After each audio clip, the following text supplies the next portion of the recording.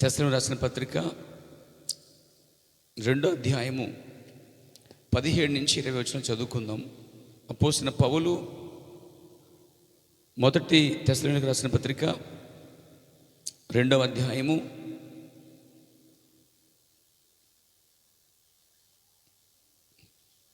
17వ వచనం నుండి 20వ వచనం వరకు చదువుకుందాం. ఎవరైనా ఆసక్తిగా చదువుతారండి?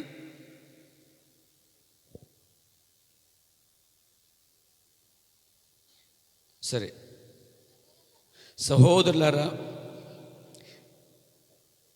మేము శరీరం బట్టి కొద్ది కాలం మిమ్మల్ని విడబాసి ఉన్నను, మనసును బట్టి మీ దగ్గర ఉండి మిగుల అపేక్షతో మీ ముఖము చూడవలనని మరి ఎక్కువగా ప్రయత్నం చేసితిమి.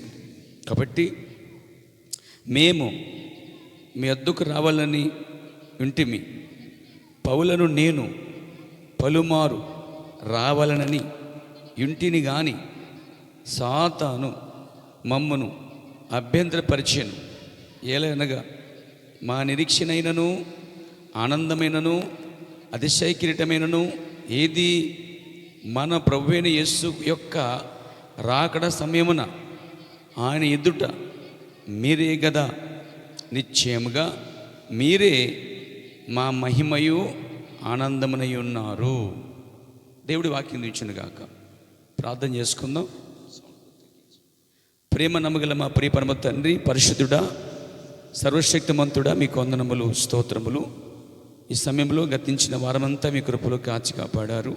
ప్రయాణంలో పనిపట్ల తోడుగున్నందుకు స్తోత్రములు. ఈ సమయంలో చదవబడిన వాక్యం దీవించు నాయన. మాతో మీరు ఉండండి. మేము నమ్ముతున్నాము, వేదిక కుడి వైపున దేవుని పరిశుద్ధాత్ముడు ఉన్నాడని యేసు నామములో ప్రార్థిస్తున్నాను. తెచ్చేసుకోవచ్చండి. ప్రియమైనటువంటి దేవుని పిల్లలారా, మనం దేవుని యొక్క మందిరంలో సాతాను అనే అంశాన్ని మనం బోధించుకుంటున్నాం. మరి పోయిన వారము నేను లేను కాబట్టి ఆ ప్లేస్లో సహోదరుడు వేరే సేవకుడు వాక్యం చెప్పాడు కనుక ఆ వాక్యం ఎంతో మిమ్మల్ని ఆదరిస్తానని నమ్ముతున్నాను. ఆ సేవకుడు నేను ఏమీ చెప్పలేదు, చెప్పను కూడా ఏ సేవకుడికి కూడా. ఆ సేవకుడిని దేవుడు అభిషేకించి ఏం మాట్లాడాలో అది మీతో మాట్లాడి ఉండని నేను నమ్ముతున్నాను. ప్రియారా, దేవునికి స్తోత్రం కలగాక. మళ్ళీ అదేవిధంగా మనము అంతకుముందు వారం ఎక్కడైతే మనం నిలిపివేశామో అక్కడి నుంచే దీన్ని ప్రారంభిస్తున్నాం. ఎందుకంటే ఈ సాతాను అనే అంశము బహుశా కొద్ది సమయంలో ముగించిన ఉంది. ఇదంతా ఒకసారి చెప్పచ్చు, కానీ సమయం సరిపోదు, వివరించుకోవడానికి టైం కావాలి.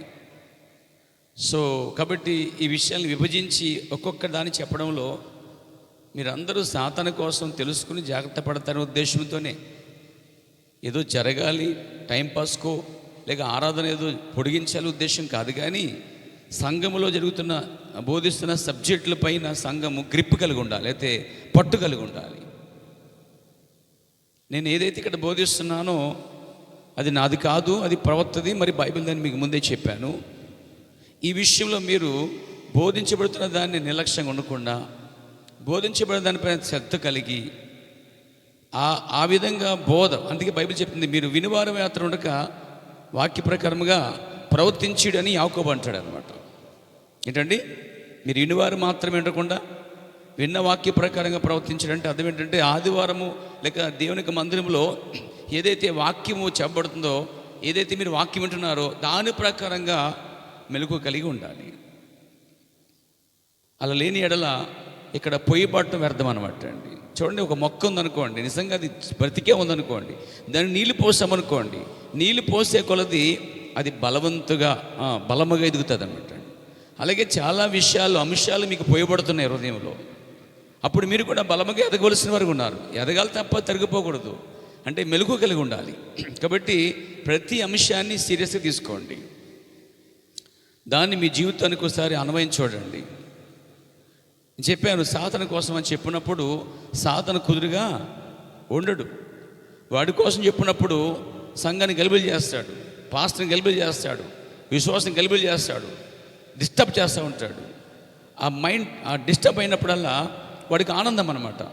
ఎందుకంటే డిస్టర్బ్ అయినప్పుడు వాక్యం వినలేరు, చెప్పలేరు, చర్చికి రాలేరు. కాబట్టి వాడు సాతానుడు వాడి కోసం చెప్తున్నప్పుడు నన్నైనా ఆటంకపరచవచ్చు, నిన్నైనా ఆటంకపరచవచ్చు, చర్చికి రాకుండా కూడా చేయొచ్చండి వాడు. ఎందుకని వాడి గురించి మీరు వినకూడదు అనేది వాడి ఉద్దేశం. కాబట్టి మీరు వచ్చారనుకోండి, వినేసరికోండి వాడి గురించి తెలిసిపోద్ది. అందుకు వాడు ఏం చేస్తాడు? ఆటంకపరచడం అనేది జరిగింది, అభ్యంతరపరచడం అనేది జరిగింది. చర్చికి రాకుండా కూడా చేస్తాడు, ఓకే, చర్చికి వచ్చినా వినకుండా కూడా చేస్తాడు.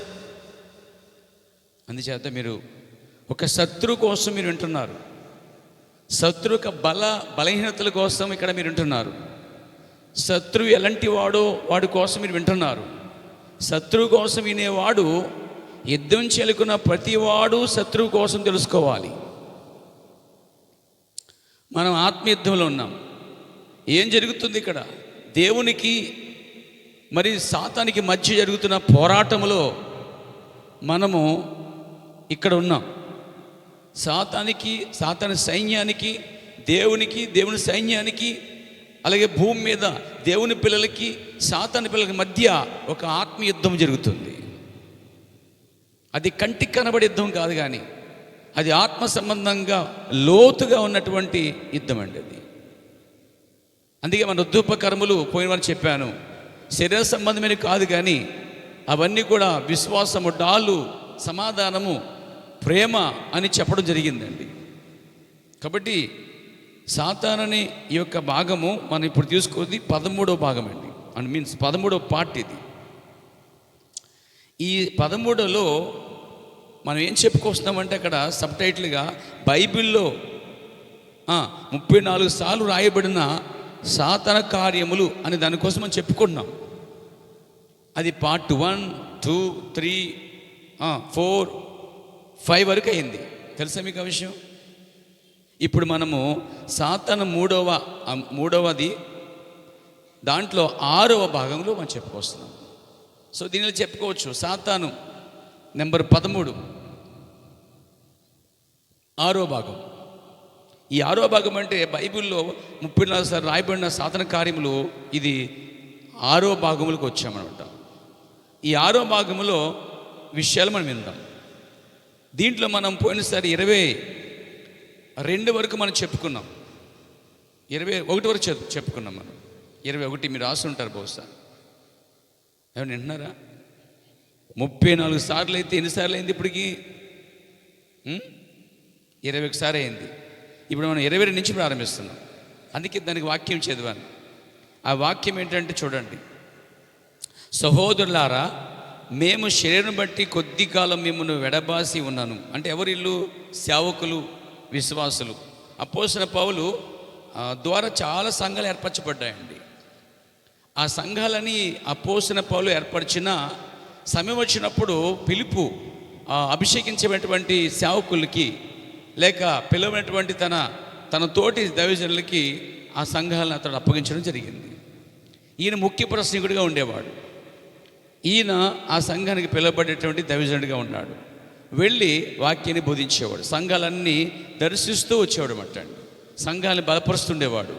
అయితే సంఘాన్ని విడదీసేటువంటి పౌలు గారు కాదు, కానీ సంఘం మధ్య ఎడబాయటం అనేది ఏర్పడినప్పుడు వాళ్ళని కలుపుకునేవాడు అన్నమాట. పౌలు గారు ఎన్నడూ కూడా సంఘాలను ముక్కలు చేయలేదు, వేరు చేయలేదు. పౌలు ఎన్నడూ కూడా ఒక సంఘం స్థాపించి ఆ సంఘం నుంచి మళ్ళీ సంఘం ముక్కలు చేసి ఇంకో సంఘం పెట్టడం అనేది పౌలు జీవితంలో ఎన్నడూ కనిపించింది. ఎందుకంటే పౌలు దేవుని సేవకుడై ఉన్నాడు, పిలువబడినటువంటి ప్రవక్త అయి ఉన్నాడు, అన్యజనులకి లేకపోతే ఒక మొదటి దూతగా ఉన్నాడండి. దేవునికి స్తోత్రం. కాబట్టి పౌలు పత్రికలు కూడా చాలా లోతైనవి, ఆత్మ సంబంధమైనవి. పేతురు అంటాడు చోట, పౌలు రాసినటువంటి ఆ పత్రికలు చాలా లోతుగా ఉన్నాయి, అందరికీ అర్థం కావు, దేవుని పరిశుద్ధాత్మలు ఎవరు అర్థం చేసుకుంటారు అన్నాడండి. పౌలు పత్రికలు చాలా అద్భుతమైనవి. ఎందుకంటే పౌలు మొదటి దూతగా ఉన్నాడు. కాబట్టి సంఘాన్ని, పెద్దల్ని, సేవకుల్ని అందరినీ కూడా అతడు క్రమపరిచేటువంటి దైవజనుడిగా ఉన్నాడు. యవనస్తులను కనపరిచేవాడిగా ఉన్నాడు. వివాహమైన వారిని, వివాహం కాని వారిని, సంఘ వెలుపడి వారిని అందరూ కూడా ఆయన వాక్య ప్రకారంగా క్రమపరుస్తూ వచ్చేవాడు. దేవునికి స్తోత్రం. పౌలు గారు ఇప్పుడు చూడండి 22 పాయింట్కి వద్దాం. 6వ భాగంలో ఇక్కడ ప్రాముఖ్యంగా ఏంటంటే, పలుమాలు రావాలని ఉంటిని కానీ సాతాను మమ్మను అభ్యంతరపరిచెను అన్నాడండి. మీకు అర్థమైందండి?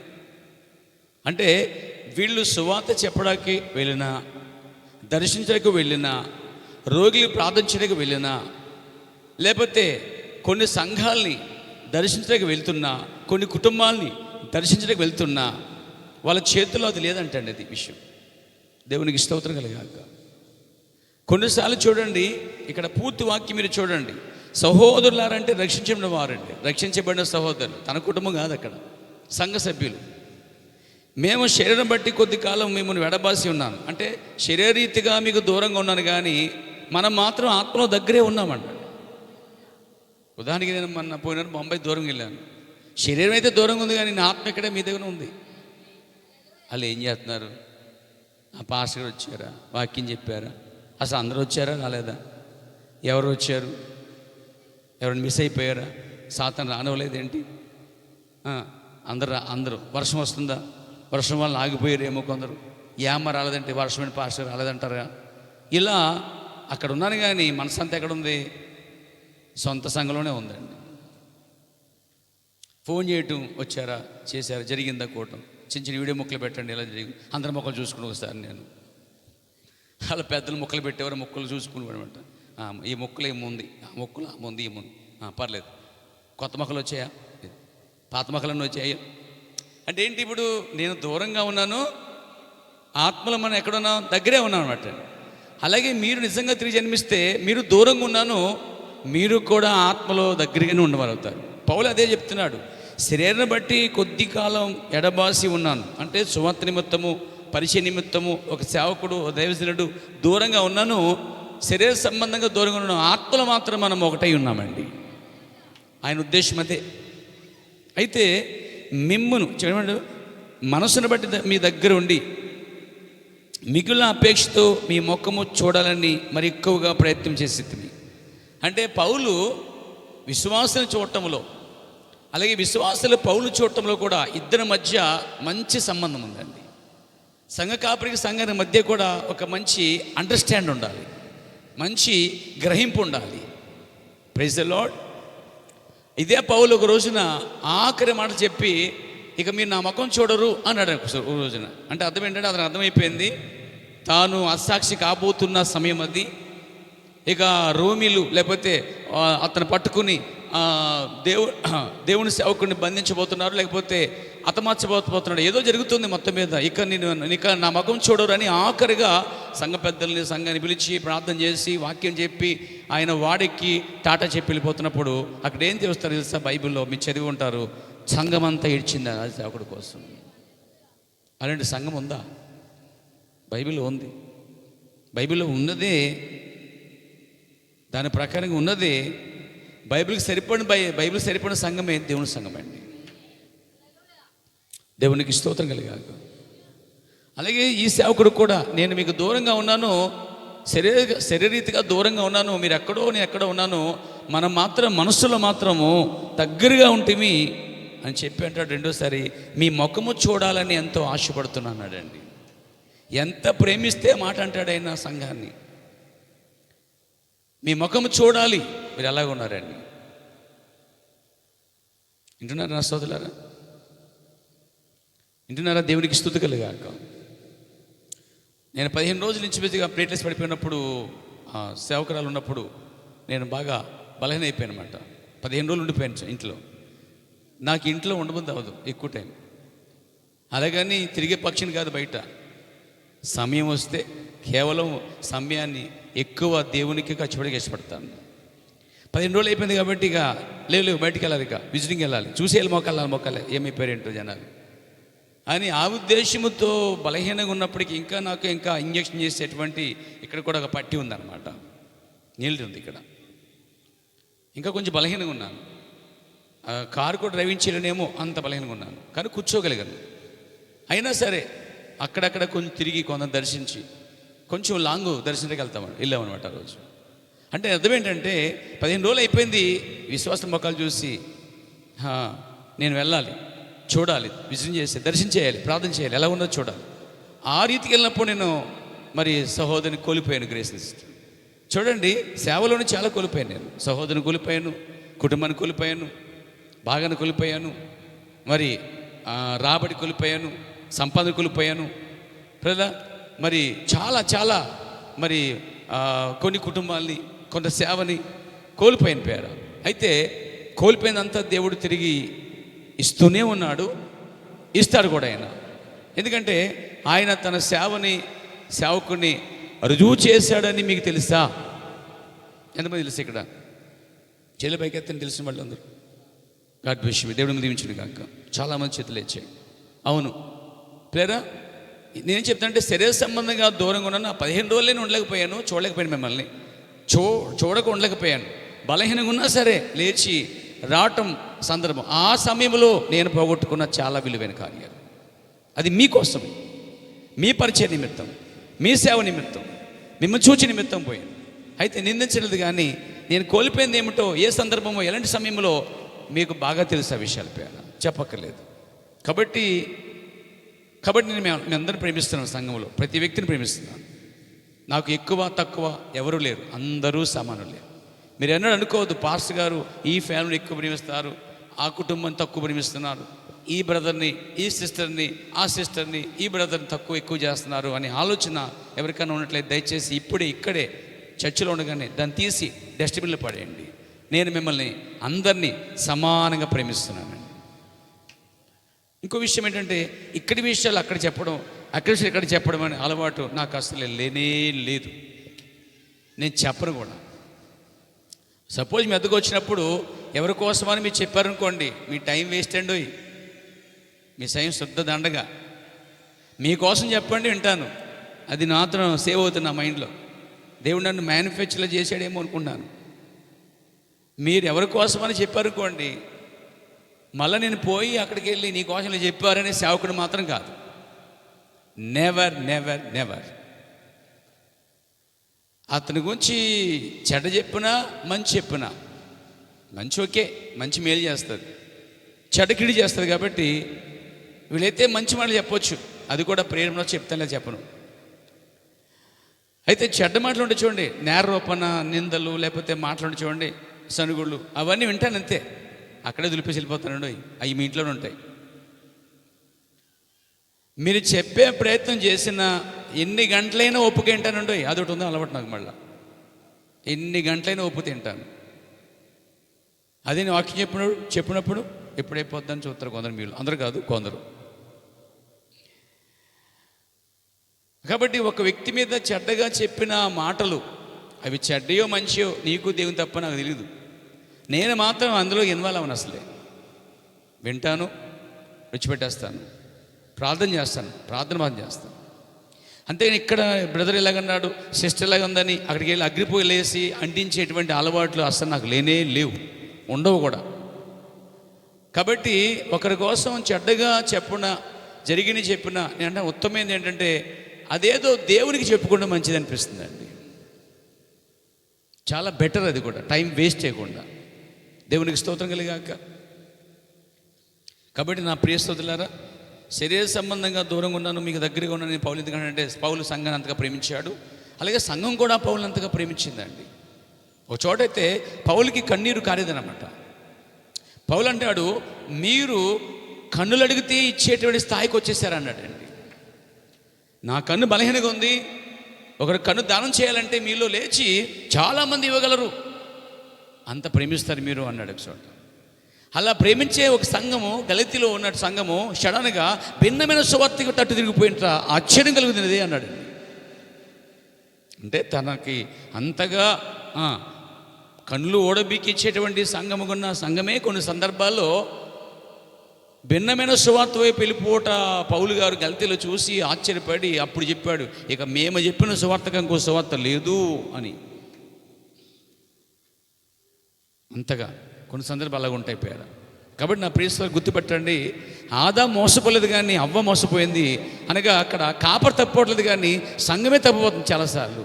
దేవుడు తప్పలేదు, కానీ దేవుని సమాజమే తప్పిపోతుంది చాలాసార్లు.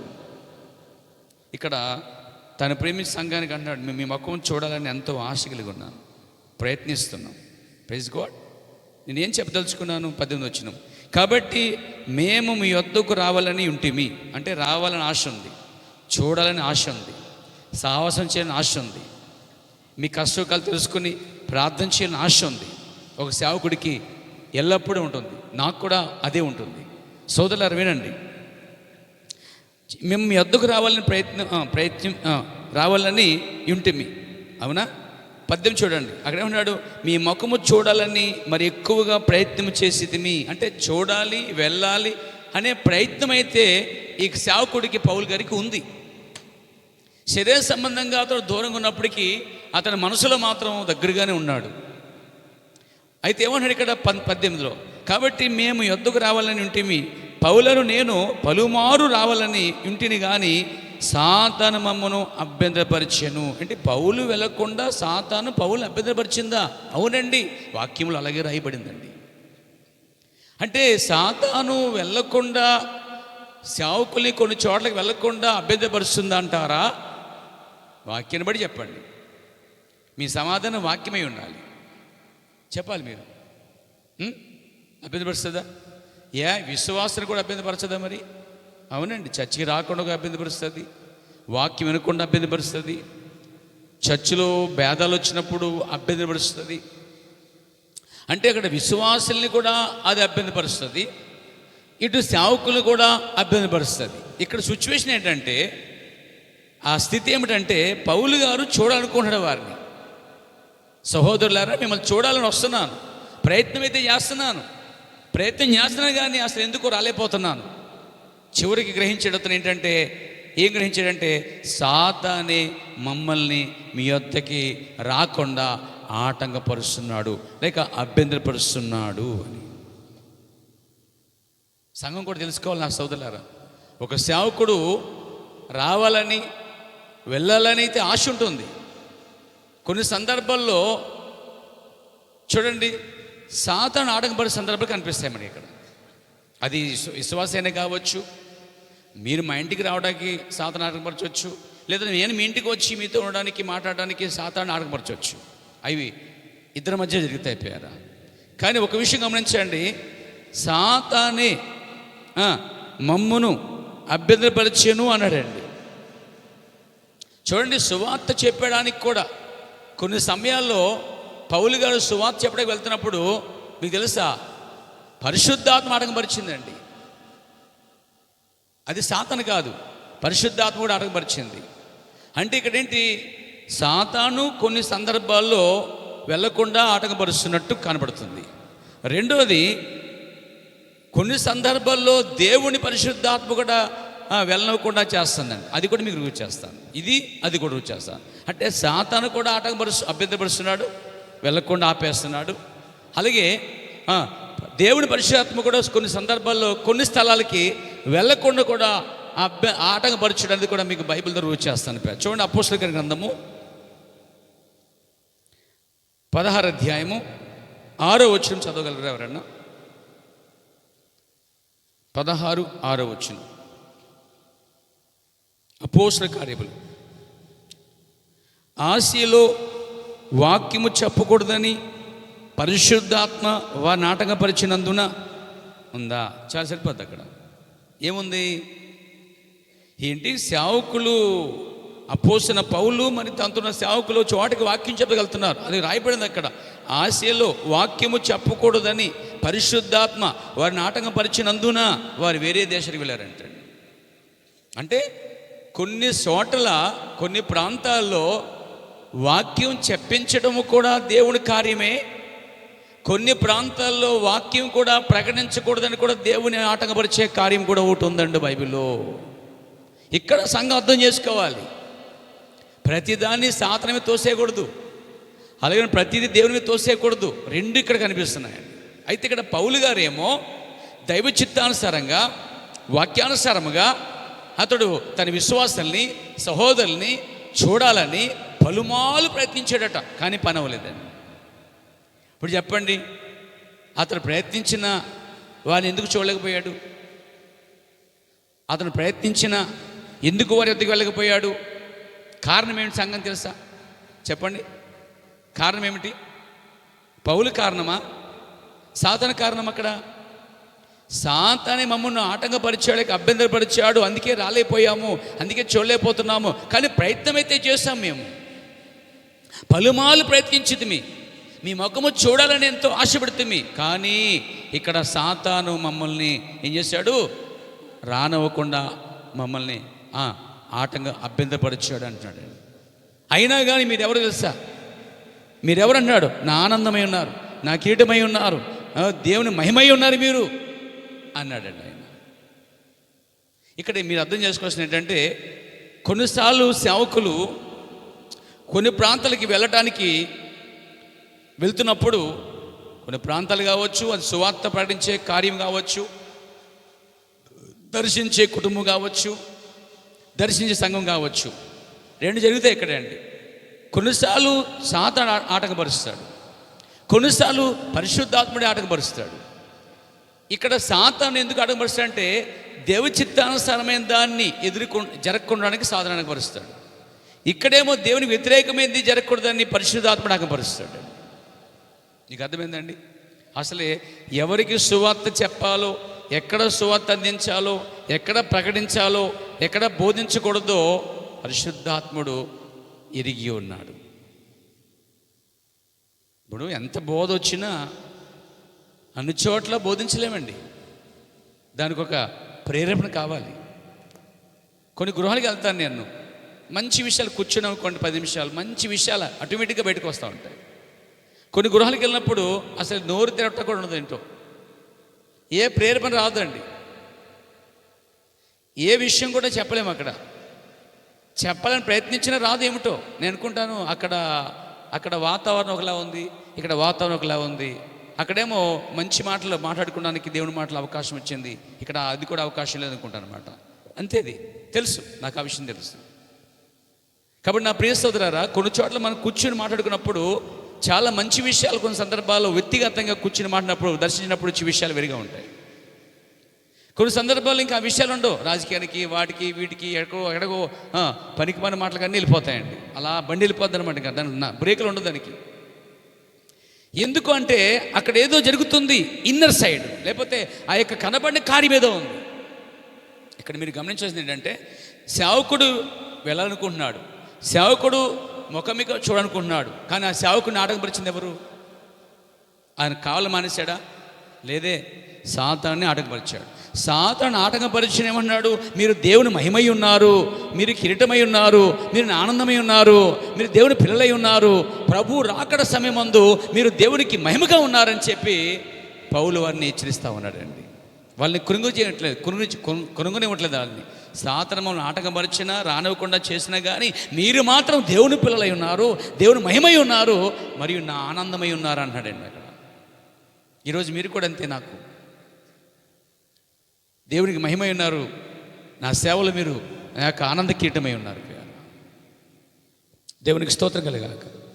ఇక్కడ చూడండి, ఆసియాలు వాక్యం బోధించకూడదని పరిశుద్ధాత్ముడే ఆటంకపరిచాడంటే అండి.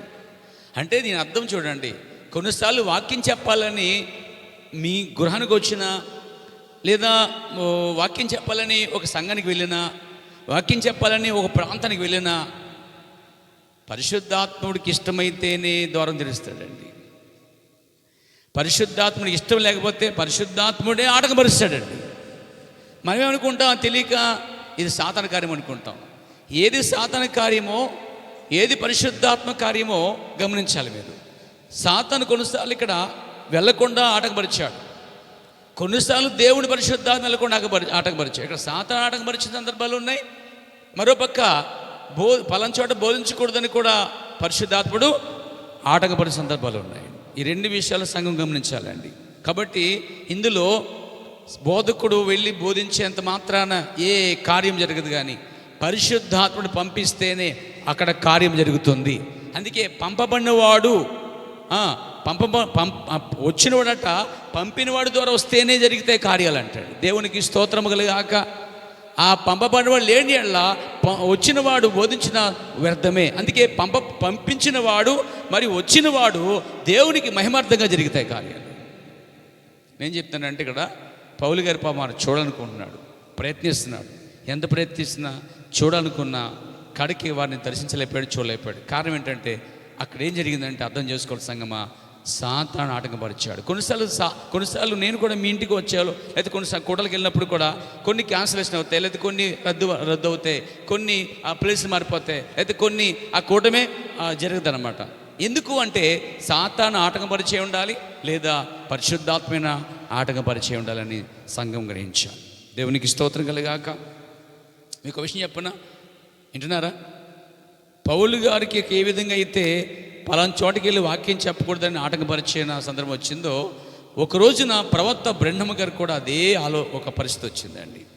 ఏంటంటే పౌలు గారు విలియం బ్రెన్హమ్ సోదరుడు, మన ప్రస్తుతమైనటువంటి సోదరుడు ఐగుప్తు దేశంలో ఉన్నాడనమాట. కైరో అనే ప్రాంతం సిటీ, అది క్యాపిటల్ అనమాట. నేను అక్కడికి వెళ్ళాను ఆల్రెడీ. సో మన కోసం ఎందుకు కానీ అక్కడ ఉండి ఆయన ఏం చేశాడంటే, మీటింగ్స్ అన్నీ అయిపోయిన తర్వాత, ఆ ఏరియా అంతా అయిపోయిన తర్వాత అక్కడి నుంచే ఫ్లైట్ టికెట్ కొనుక్కున్నాడు ఆయన. ఎక్కడికంటే ఇస్రాయేల్ వెళ్ళి వాక్యం చెప్పాలని, ఇస్రాయేల్ దేశం వెళ్ళి వాక్యం చెప్పాలని ప్లాన్ అంతా వేసుకున్నాడు. బ్యాగ్ సరుకున్నాడు, ఇక అన్నీ రెడీ చేసుకున్నాడు. ఆయన ఐగిప్తు కైరో నుంచి ఎయిర్పోర్ట్ నుంచి అతను డైరెక్ట్గా విమానం ఎక్కి ఎక్కడ దిగాలి? ఇస్రాయేల్ దేశంలో దిగాలి. ఏమేమి తెలుసండి, అన్నీ రెడీ చేసి బ్యాగ్ సర్దుకున్నాడు, టికెట్ రెడీ చేసుకున్నాడు, ఎయిర్పోర్ట్కి వచ్చేసాడు. పరిశుద్ధాత్మ ఆటంకపరిచాడండి. తెలుసా మీకు ఆ విషయం? ఇక్కడ పౌలుకి ఎలా జరిగిందో మొదటి దూత కాలములో, చివరి దూత కాలంలో కూడా అలాగే జరిగింది, జరుగుతాయి కూడా ఇంకాను. అప్పుడు దేవుడు అన్నాడు, ఇది సమయము కాదు, నువ్వు వెళ్ళి ప్రకటించినా వారు గ్రహించలేరు, ఎందుకంటే నేనే వారి నేత్రాలు మూసివేశాను, నేనే మళ్ళా తెరుస్తాను. నువ్వు అటు కాదు వెళ్ళవలసింది, ఆ దేశానికి వెళ్ళొద్దు, ఇదిగో అని ఆయన ఇండియాని చూపించాడండి ఆయన. దేవునికి స్తోత్రం కలిగాక. అప్పుడు ఆ ట్రిప్పు ఇశ్రాయేల్ దేశం వెళ్ళవలసిన ఆ ప్రవర్తక పాదములు మన దేశంలో మోపడం జరిగిందండి. ఈ దేవునికి ఏర్పాటు ఇది. పరిశుద్ధాత్ముడు కూడా ఆయన్ని పౌలు కాలంలో ఏ విధంగా అయితే పరిశుద్ధాత్ముడు పలంచోటికి వెళ్ళకూడదు, పలంచోటికి వెళ్ళాలని ఆటంకపరిచాడు పరిశుద్ధాత్మ దేవుడు. ప్రియరా, ఈ రోజులో కూడా సేవకుడికి కూడా అది జరుగుతాయండి. మీరు దాన్ని గ్రహించగలిగితే మీరు ఎదిగిన వారు అవుతారు. లేకపోతే నిందేసేస్తారు, పాస్టర్ మీద రాలేదు అని తిట్టేస్తారు, సనిగేస్తూ ఉంటారు, అవసరమైన చర్చ కూడా మానేస్తారండి. కానీ వాక్యం గ్రహించదే. మీరు వాక్యం గ్రహించగలిగినట్లయితే, మీరు వాక్యములో పరిపూర్ణులు అయితే కనుక, పంచేంద్రములు అనగా 5 జ్ఞానేంద్రములో మీరు పరిపూర్ణులు అయితే కనుక ఇవన్నీ గ్రహించగలుగుతారండి. పరిపూర్ణులు కాని వారే అభ్యంతరపడతారు సోదరులారా. కాబట్టి ఇక్కడ అయితే ఆ సంఘం మాత్రము పౌలు విషయంలో ఎటువంటి అభ్యంతరము పడలేదు నా సోదరులారా. కాబట్టి కొన్ని సందర్భాల్లో సేవకుడు కొన్ని కూటాలకు వెళ్ళినా జరగకపోవచ్చు, తిరిగి వచ్చేయవచ్చు. పౌలు వలె, ప్రవక్త వలె కొన్నిసార్లు సేవకుడు కొన్ని గృహాలకి వెళ్ళాలని ఆశ ఉన్నాను, వెళ్ళలేకపోవచ్చు, ఏయో ఆటంకాలు రావచ్చు. కాబట్టి దీన్ని మీరు గ్రహించవలసింది పేరు. సంఘం ఎదిగిన వారైతే దీన్ని గ్రహిస్తారు, అంతేగాని రాలేదు పోలేదు అని మాత్రం నింద కూడా వేయకూడదు. మీకు వాక్యం తెలుస్తుంటే నింద వేరండి. వాక్యం తెలుస్తుంటే ఆ వాక్యంలో రాయబడింది కదా, బహుశా అలా జరిగిందేమో వారి జీవితంలో, నా జీవితంలో అని అనుకునే వాక్యాన్ని ఎప్పటికప్పుడు మన జీవితానికి అన్వయించుకోగలిగితే మన జీవితం చాలా సారవంతంగా ఉంటుందండి. దేవుని నామమున మహిమ కలుగాక. ఇక్కడ ఒక పాయింట్ మనం చూస్తున్నాం.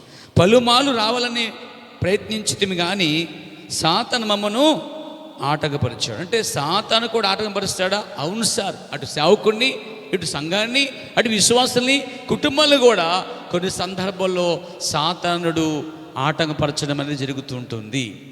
అదే విధముగా కొన్ని సందర్భాల్లో మరి పరిశుద్ధాత్మ దేవుడు కూడా ఎక్కడ బోధించకూడదో ఎక్కడ బోధించాలో కూడా లీడింగ్, నడిపించడం అనేది కూడా జరుగుతుందని సంఘానికి విషయం తెలియజేస్తూ ఉన్నాను. ఇది మీరు గ్రహించాలి. నెక్స్ట్ పాయింట్కి వద్దాం. దేవునికి స్తోత్రం కలిగాక. మూడవ దానికి వద్దాం. 23 పాయింట్కి వద్దాం. Praise God. 23 పాయింట్ 2వ తెస్సలోనికపత్రిక 2వ అధ్యాయం 10వ వచనంకి వద్దాం. త్వరగా రెండవ దశపత్రిక 2 అధ్యాయం 10వ వచనం చదవండి. చూడండి, దుర్నీతిని పుట్టించు సమస్త మోసముతోనూ నశించున్న వారిలో, మళ్ళీ ఇక్కడ సాతాను అనే పదం చూస్తారండి. నశించిన వారిలో సాతాను కనబరుచు బలమును అనుసరించి ఉండును. ఉందండి. ఏమిటి ఇక్కడ పౌలు ఏం చెప్పబోతున్నాడు? సోదరులారా, దుర్నీతి పుట్టించు సమస్త మోసముతోనూ నశించిన వారిలో సాతాను కనబచ్చు బలం కనిపిస్తుందంట.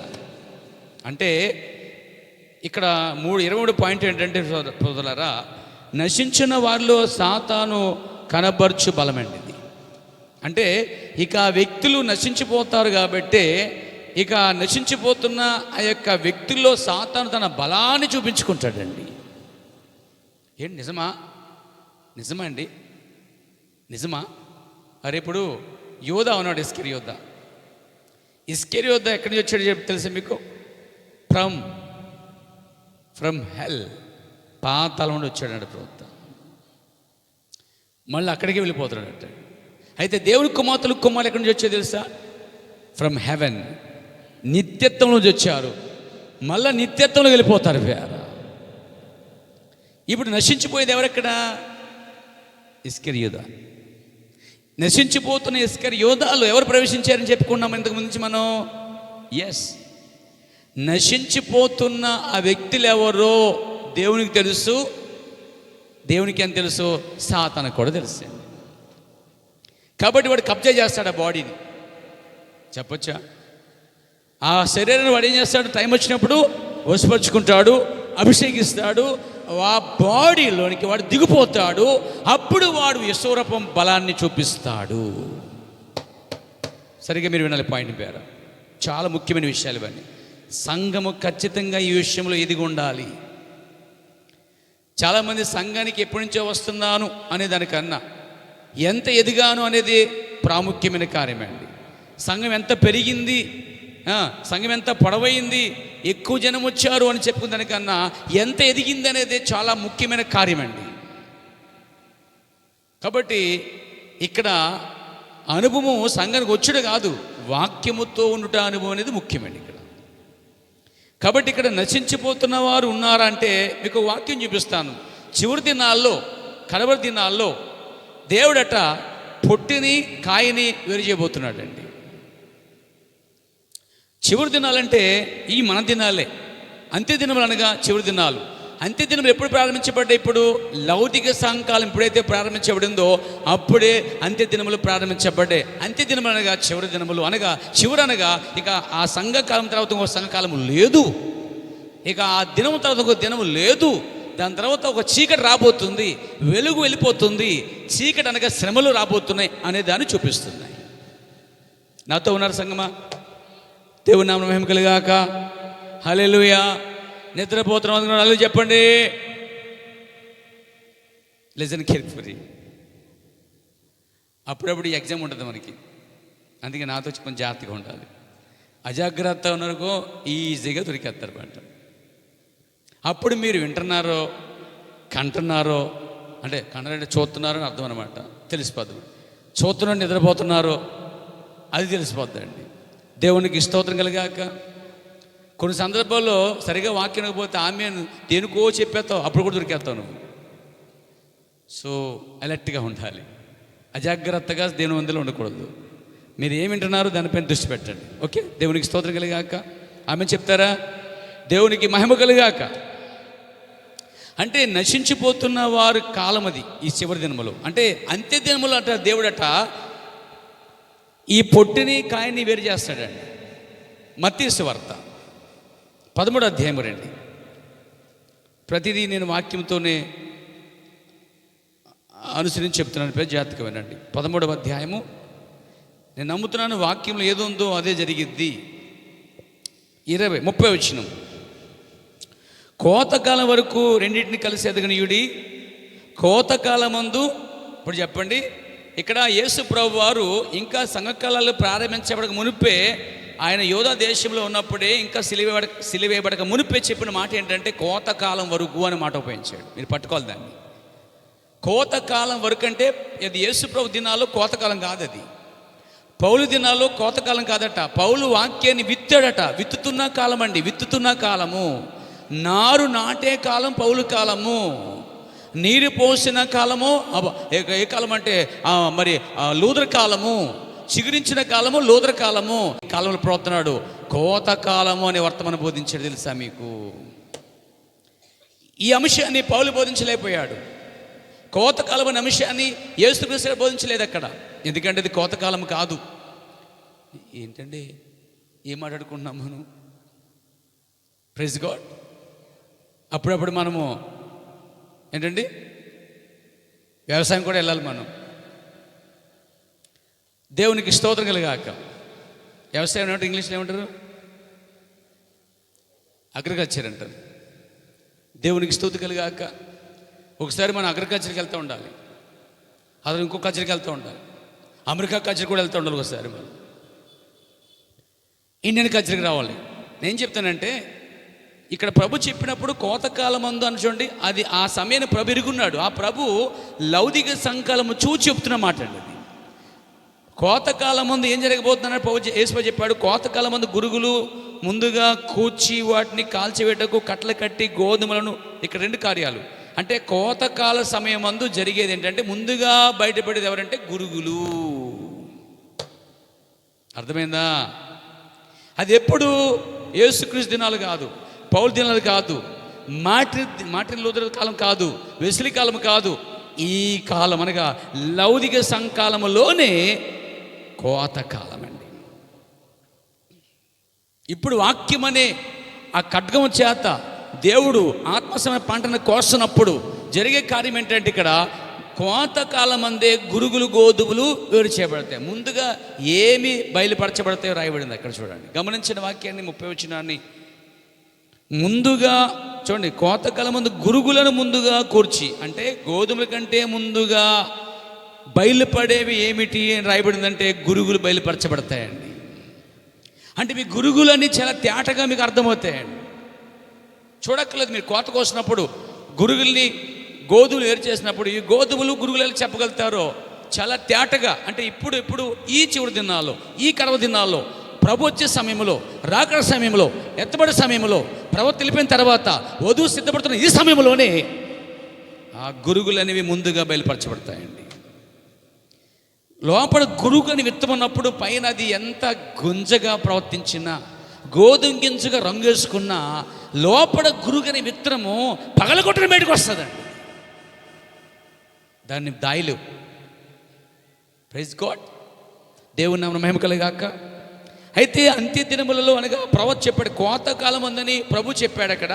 ఆ కోతకాలము పౌలు కాలము కాదు, లూథర్ కాలము కాదు, వెస్లీ కాలము కాదు, మరే కాలం, ప్రవక్త రంగం మీదకి వచ్చిన కాలం అండి. అనగా లౌకిక సంకాలములోనే కోతకాలం జరుగుతుంది. ఈ కోతకాలం ముందు ఏం జరుగుద్ది అంటే, ఈ కాలంలో ఏం జరుగుద్ది అంటే ముందుగా గోధుమల కన్నా ముందుగా గురుగులవని పూర్తిగా బయలుపరచబడతాయండి. That's all. దానికి ఏ అర్థము లేదు ఇక్కడ. దానికి దీని అర్థం అది అని చెప్పవలసిన లేదు. ఎందుకంటే అది చాలా తేటగా స్పష్టంగా ఉంది. యేసు ప్రభువు వారు కోతకాలం మందు అన్నాడు, కానీ కోతకాలం ఈ దినం అని చెప్పలేదు. కానీ ఆయన ఆ కోతకాలం కోసం మాట్లాడిన వాడే ఈ చివరికాల ప్రవక్త అయి ఉన్నాడు. దానికోసం ఒక వర్తమానం బోధించాడు ఆయన.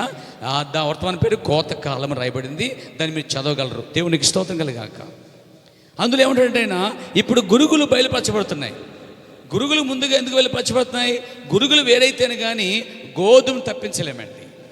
అర్థమైందా సోదరులారా? ఆమేన్. సొదొమను దేవుడు కాల్చాలంటే సొదొమలో దగ్గరగా ఉన్నటువంటి ఆ లోతుని దేవుడు తప్పించకుండా దాన్ని కాల్చలేడండి. అలాగే వాళ్ళలోకి రాకుండా, తన బిడ్డలైన వారు వాళ్ళలోకి రాకుండా ఆయన ఆ ప్రపంచ నీళ్లతో నోవహు కాలంలో నాశనము చేయలేడు. వచ్చిన తర్వాతే జరిగింది. కాబట్టి ఇప్పుడు గురుగుల్ని వేరు చేస్తాడండి. గోధుమల ముందా గురుగుల ముందా బయటపడితే మీకేమర్థమైంది? గోధుమల గురుగుల అక్కడేం రాయబడింది? అలాగే నమ్మాలి మనం. గోధుమలు కాదు, ముందు గురుగులు ముందుగా బయలుపరచబడతాయి. అంటే గురుగులు బయలుపరచబడినప్పుడు అర్థమవుతుంది ఇది గురుగులు అని. గురుగులు స్వభావం కనబడుతుంది. గురుగుల విధానం కనబడుతుంది. గోధుమలు దేవుని రాజ్య సంబంధులు అన్నమాట. ఆ టైం వచ్చిన వారు కనబడతారండి. దేవుని నామమున మహిమ కలుగాక. ఇప్పుడు గురుగులు చివరి దినాల్లో వేరు చేయబడినప్పుడు ఆ వేరు చేయబడినటువంటి గురుగులలోనే ఆ అపవాది ప్రవేశించి, ఎందుకంటే అది ఆల్రెడీ నశించడానికే నిర్ణయించబడింది కాబట్టి, యోధ నశించడానికి నిర్ణయించబడింది కాబట్టి యోధాలోనికి సాతాను ప్రవేశించి ఏం చేశాడు? తన కార్యం చేసుకున్నాడండి. నా సోదరులారు వినండి, ఇప్పుడు మరొక వాక్యం మీకు చూపించబోతున్నాను. సామెతల గ్రంథం చూడండి. మరొక వాక్యం ఉంది అక్కడ. ఓ దేవునికి స్తోత్రము కలుగాక. 16వ అధ్యాయము 4వ వచనం గమనించండి. ఇది కూడా చాలా ప్రాముఖ్యమైనది. ఈ అంత్య దినములో తెలుసుకోవాల్సిన వాక్యాలు ఇవన్నీ కూడా. యెహోవా ప్రతి వస్తువును దాని పని నిమిత్తము, అంటే ప్రతి వస్తువు అంటే దాని పని నిమిత్తం ఆయనే కలుగజేశాడట. నాశన దినమునకు ఆయన అంటే దేవుడు భక్తిహీనులను కలుగజేసాను అన్నాడు. ఏమన్నాడు ఇక్కడ? నాశన దినం ఒకటి ఉందండి. అదే అంత్య దినము, అదే చివరి దినము. ఆ చివరి దినములోనే దేవుడు చూడండి, నాశన దినమునకు ఆయన భక్తిహీనులను కలుగజేశాడు. అంటే భక్తిహీనులు అనగా భక్తి చేయరండి వాళ్ళు. భక్తి చేసేవారు వేరు, వాళ్ళు భక్తిపరులు అంటారు. కానీ వీళ్ళు ఎవరు తెలుసా? భక్తిహీనులు అనగా భక్తి చేయరండి. వీళ్ళు భక్తి చేయరు, చర్చికి రారు, ప్రార్థన చేయరు, వాక్యం వినరు, దేవుని సమయం ఇవ్వరు, దేవునితో గడపరు, బైబిల్ చదవరు, పుస్తకాలు చదవరు. ప్రేరా మరి భక్తిహీనులు అనమాట. అంటే భక్తి చేయని రకం అనమాట వీళ్ళు. భక్తి చేయని వాడే ఎక్కువ బడే చేస్తాడు. భక్తి చేయని వాడే ఎక్కువ వాగుతూ ఉంటారు.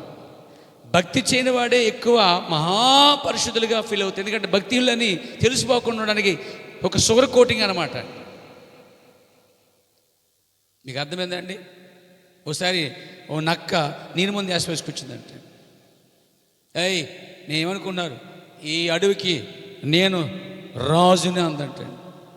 అందరూ చూసి, మా రాజు సింహం కాదా? అవును, ఇంతవరకు మీ సింహమే, కానీ ఇలాంటి మృగాన్ని చూసారా? అసలు ఈ రంగు చూసారు ఎక్కడన్నా మీరు? అసలు ఈ టైప్ చూసారు మీరు? కాబట్టి నేను కొత్తగా వచ్చిన రాజుని అందంటే. మరి సింహం నా తర్వాత అన్నాడంట. ఇంకా వీళ్ళేమనుకున్నట్టే కొత్త రకము సింహం, రాజు వచ్చాడేమో, సింహాన్ని మించినోడేమో. ఎవరింతగా? నక్క. ఆ కొండ మీద తిరుగుతూ ఉంటుందంట, నేను ఇప్పుడు రాజుని, మీరందరూ నా మాట వినాలి, నేను రాజుని అన్న. సింహం కూడా ఆ డౌట్ వచ్చిందంట, బాబాయ్ నన్ను మించిన రాజేమో, అది కూడా ఉంటుందంట. అందరు మీటింగ్లు అటెండ్ అయిపోయారు, చాలా అలర్ట్గా ఉన్నారు అందరు కూడా. ఇక రాజుగారికి జై జయ చెప్తూ అందరూ, ఇంకా మీరేం చెప్తే మీ ఆజ్ఞ మేరకే మేమంతా చేస్తాం అని కీచురాయి మొదలుకొని ఎలక మొదలుకొని అన్ని జంతువులు ఓటేసాయంటాడు. ఈలోపు మబ్బు పాటిందంట, నక్క పైకి సోతుంది. నాకు గుట్టు బయటపడుతుంది, ఎందుకంటే లోపల నక్కని దానికి తప్ప ఎవరు తెలియదు. అలాగే భక్తిహీనుడు తప్ప బయట వాళ్ళు తెలియదండి. బత్తకి పెడితే ఏముంటుంది, ఏం వస్తుందో అదే బయటకు వస్తుంది. బత్తకి పెడితే కొబ్బరి నీళ్ళు వస్తాయి, కొబ్బరి నీళ్ళు అందులో ఏముందో ఆ నీళ్ళు బయటకు వస్తాయి. ఇక నక్కకి కొంచెం చెమట పడతాం మళ్ళీ పెట్టాయండి. నేను ఇప్పుడు వస్తాను నిలబోతున్నాడు. వర్షం గట్టిగా వచ్చిందంట. ఆ కాస్త నీరు ముందంతా దిగిపోయిందండి. ఓసి నక్కని యాసాలు అని చెప్పి అందరు చెతక బాధ పెట్టుకున్నాడు. అర్థమైంది మీకు? రంగు ఎంత వేసుకున్నా లోపల ఆగుద్ది ఏంటి? ఏమన్నా ఆగుతుందండి? లోపడేముందో అదే బయటకు వస్తుందండి నా సోదరులారా. అలాగే ఒక కాకి నెమలికి ఒకటి పెట్టుకుందట, ఇలా చూసుకుందంట. ఎందుకంటే అది ఎక్కడ నేర్చుకుందంటే మయూరి అంటే ఎవరు మరి రాష్ట్రపక్షి, అది జాతీయ పక్షి. మరి జాతీయ పక్షిని చూసి అది బిల్లు ఆడుతుంది, ఇలా ఆడుతుంది చెప్పేసి ఒక ఈకెట్టుకుని ఇలా అంటుందంటే అందరూ చూసి నీకేమైంది అంటే, నన్ను చూడండి నేను కాకిని కాదు అసలే నేను ఎవరనుకున్నా అసలు మీరు? ఇదో యాస మీది. నేను ఎవరనుకున్నారు అసలే? నేను నెమల్ని అదిగో చూడండి, ఇంటికి చూడండి, అదిగో చూడండి చూపిస్తాడు. అది కాసేపు గట్టిగా సరిగ్గా ఊడిపోయిందంటండి. చూడండి, సహజంగా వచ్చిన మయూరికి అనగా ఆ యొక్క నెమలికి సహజంగా వస్తాయి కాబట్టి సాధారణంగా అది ఎంత నాట్యం ఆడినా లేకపోతే ఎంత అది చూపించినా అది ఎంత గంతులు వేసినా రాలిపోవాడికి. ఇది అంటించుకొచ్చింది ఏంటి? అసలే కాకి ఏక ఎంత ఉంటుందండి? ఎంత ఉంటుంది? నెమలేక ఎంత ఉంటుంది? సీపురు కట్ట ఎంత ఉంటుంది? అసలు పోలుకుందా దానికి? ఇది అంటానికి వాళ్ళు వినటానికి సంబంధం ఉందా? సరానికి ఊడిపోయిన తర్వాత అర్థమైంది, ఓ ఇది కాకి అని. అలాగే ఒక రోజు నా కాకి అదే కాకట పావురాలాగా మారిపోద్దాం అనుకుందండి. ఒకసారి బూడిదలో దిగిపోయి మొఖానికి మాసేసుకొని కచ్చికి బూడిదలో దిగిపోయి పావురాలు ఉన్న చోటకి వెళ్ళి నేను కూడా ఏమనుకున్నారు, నేను మీలో ఒక్కరినే అంటున్నట్టు. వాళ్ళకి అప్పుడు డౌట్ ఏంటంటే మా అందరి తోకలు కొద్దిగా ఉన్నాయి, దీని తోక పొడుగ్గా ఉంది, పైగా దీన్ని నడక కూడా అది ఎలా నడుస్తుంది, ఇలా నడుస్తుంది. అది కాకి ఎప్పుడు వంకర చూడకండి, అది ఎగటం కూడా ఎగురుతుంది ఇలాగా తిన్నగా ఎగరదండి. అది ఎందుకు లోపల అది కాకి స్వభావం కలిగి ఉంది. భక్తిహీనులు కూడా అదే స్వభావం కలిగి ఉంటారండి.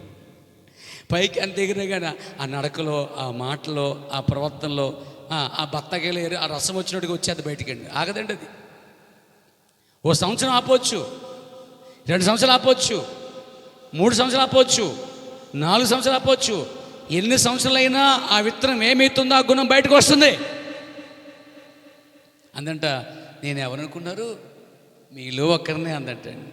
అలాగే అప్పటికే డౌట్ వస్తున్నాను, ముక్కు పొడుగ్గా ఉంది, దీని పొడుగ్గా ఉందండి అంటే మా అమ్మ ఆ జాతి, మా నాన్న ఆ జాతి, అందుకు అలా పుట్టిందంట. అది ఎన్ని చెప్పినా కానీ సర్లేని చెప్పి మాలో ఒక్కదాన్ని చేర్చుకున్నారంటాడు.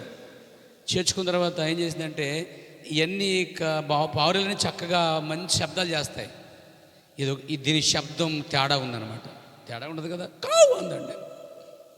అవన్నీ మీద పడి దాన్ని కొట్టి తవరేసాడు ఎందులోంచి, ఆ గుంపులోంచి అండి. అంటే సోదరులారా, కాకి అందులోకి జన్మించలేదండి, కాకి అందులోకి ఏమైంది, చేరిందనమాట. అంటే ప్రవర్తనడు నిజమైన దేవుని పిల్లలు సంఘంలోకి జన్మిస్తారు కానీ సంఘంలోకి చేర్చబడరు అన్నాడండి. ఈకలు కాకి సహజంగా జన్మించాలి తప్ప అవి చేర్చబడవండి, అంటించబడవండి. సహజంగా నీరు ముందు అది ఇవెక్కలేదు కానీ సహజంగా అది అయితే ఎప్పుడూ అది సింహంగానే ఉంటుంది, అది రాజుగానే ఉంటుంది. కానీ వేషధారణ అన్నమాట. అది అంటే నాశన దినం ఒకటి ఉంది. ఈ నాశన దినము అంత్యకాలము, మన కాలము. ఈ మన కాలములోనే దేవుడట భక్తిహీనులను ఆయనే కలుగజేశాడంట. ఇప్పుడు ఏం చేస్తారు మీరు? ఏం చేయగలరు చెప్పండి? అంటే నాశన దినము కొరకు ఆయన భక్తులను కలుగజేశాడట. అంటే భక్తిహీనులు అనేవారు వాళ్ళ తయారు వస్తూ ఉంటారండి. దేని కొరకు వారంతే, నాశనము కొరకు అన్నాడండి. ఇప్పుడు రండి మనం అక్కడికి వద్దాం పాయింట్కి. 2వ దశపత్రిక 2:10 వద్దాం. దేవుడు నామన మహిమ కలుగాక. మీకు అందరికీ అర్థమవుతుంది అనుకుంటున్నాను పేరు నేను. చూడండి, 2వ పత్రిక 2వ అధ్యాయము 10 దుర్నీతిని పుట్టించు సమస్త మోసముతోనూ. సరే, ఇది మోసం అంటే సాతాను అనే ఈ వ్యక్తి, సాతాను అటువంటి వాడు ఎవరిలో బలంగా దిగి వాడు బలాన్ని కనబరుస్తాడు అనుకుంటున్నారు మీరు? అందరిలో కాదండి. మీకు తెలుసా, సాతాను దెయ్యం పట్టినోడు ఒకడు యేసుకి ఎదురయ్యాడు. అవునా? నీ పేరేంట్రా అని యేసు అడిగాడు. వాడేమన్నాడు? నేను శానా అన్నాడండి. శానా అంటే ఒకడు కాదు, ఎక్కువ అని. ఓ చాలామంది ఉన్నారా? సరే, ఎంతమంది ఉన్నారు? శానా అన్నాడు. సరే, బయటకు వచ్చాడు అన్నాడు యేసుప్రభు అందరినీ.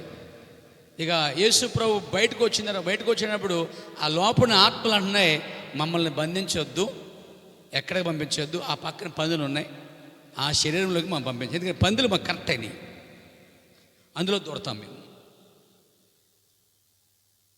చెడిపోయిన స్పిరిట్ ఇది, చెడిపోయిన ఆత్మ ఇది. ఈ చెడిపోయిన ఆత్మ పరిశుద్ధులు ఎందుకు వస్తుందండి? భయభక్తులు గలవారు ఎందుకు వస్తుందండి? ఈ చెడిపోయిన ఆత్మ చెడిపోయిన స్వభావం గల దాంట్లోకి వెళ్తుంది. అందుకే యేసుబాబా మమ్మల్ని పాతాళం బంధించవద్దు, మమ్మల్ని నాశనం చేయొద్దు, కానీ ఇదిగో ఇంకా కొంచెం సమయం ఉందా మాకు తెలిసిన విషయం, అప్పుడు మేము దున్నేసుకుంటాం, చేసి పనులు చేసుకుంటాం, ఎంత పాడు చేయాలంత పాడు చేసేస్తాం. దానికి ఏమేమి పుట్టాం, దానికి ఎదుగుతున్నాం, అందుకే ఇళ్ళు దూరం మేము, నువ్వు వచ్చేసావు అనవసరంగా, సర్లే బయటకు వస్తాం, అయ్యో ఆ పనులు ఉన్నాయి, అక్కడ వెళ్ళినట్లుగా ఆజ్ఞాపించవా అని దెయ్యం పట్టినోడు వేడుకున్నాడు. అప్పుడు ఆ దెయ్యం పట్టినోడు అందరూ, ఒక దెయ్యం కాదండి, ఒక్కొక్క దెయ్యం వచ్చి ఒక్కొక్క పందులో దూరిందండి. అంటే దెయ్యములు పందుల్లో దూరతాయి, పరిశుద్ధ దూరం. ఇసుకతో పంది అని చెప్తాను, ఇప్పుడు ఏమంటారు, కంగారు పడట్లేదు మీరు. చెడిపోయిన స్పిరిట్ అది, వ్యతిరేకమగిలింది, దేవుని వాక్యం వ్యతిరేకంగా స్పిరిట్ అండి ఇది. పరిశుద్ధాత్మ వ్యతిరేకముగాను, పరిశుద్ధ బోధకు వ్యతిరేకంగాను, పరిశుద్ధ సేవకునికి వ్యతిరేకంగాను, పరిశుద్ధ సంఘానికి వ్యతిరేకంగాను, దేవుని ప్రవర్తకు వ్యతిరేకంగా వెళ్ళినటువంటి ఈ పందులాత్మలు ఇవన్నీ కూడా అందులోనికే ప్రవేశిస్తాయండి అవి. అదే దేవుని పరిశుద్ధాత్మ అయితే పరిశుద్ధమైన ఆలయంలోనికి ప్రవేశిస్తాయండి. యేసుక్రీస్తు బాప్తిస్మం పొంది ఒడ్డుకు రాగానే పరిశుద్ధాత్మ దేవుని పరిశుద్ధాలయంలో దిగి వచ్చిందండి. అర్థమవుతుందా సంగమా? గొర్రెపిల్ల మీదకే పావురము దిగి వచ్చిందట, పందుల మీదకి పావురము దిగి రాదండి. పంది అంటే అర్థం పంది స్వభావం అనమాట. పంది స్వభావం ఏంటి తెలుసా మీకు? చాలాసార్లు చెప్తూ ఉండమాట. దొరగారికి పంది మీద ప్రేమ వచ్చింది, దొరగారికి దొరమ్మకి. ఇంటి ముందే పెద్ద మురుగుంట్లో ఉందంట పంది, దాని మీద వెళ్ళలేని ప్రేమ. దేని మీద? గొర్రెల మీద. కొంతమంది గొర్రెల మీద ఉండదు, పందుల మీద ప్రేమ ఉంటుంది ఎక్కువ. విశ్వాసుల మీద ప్రేమ ఉంటుంది కొంతమందికి, అవిశ్వాసుల మీద, మురుకుల మీద, మోసకాల మీద, అక్కడిక్కడ మోసం చేసి మాటలు మార్చే వాళ్ళ మీద ఎక్కువ ప్రేమ చూపించేస్తారు జనాలు. ఇదో రకమాత్మ, ఇదో స్పిరిట్. ఎవరు ప్రేమించాలో తెలియక, ప్రేమించబడేవారు కాకుండా ప్రేమించబడిన యోగ్యత లేని వారిని ప్రేమించేస్తారు తెగ. ఈ ప్రేమ వచ్చేసిందండి. డియర్ హనీ అన్నాడు. ఓ ఎస్ మై డార్లింగ్ అని. This the pick. ఈ పనిని తీసుకెళ్దాం, మనం దాన్ని మేపుకుందాం. ఎందుకు దేవుడు మనకు ఆస్తి ఇచ్చాడు, చాలా ఉన్నాయి, పిల్లలు అందరూ వెళ్ళిపోయారు, ఇంకా పిల్లలెక్క టైంపాస్ అవ్వక ఏం చేశారనుకున్నారు?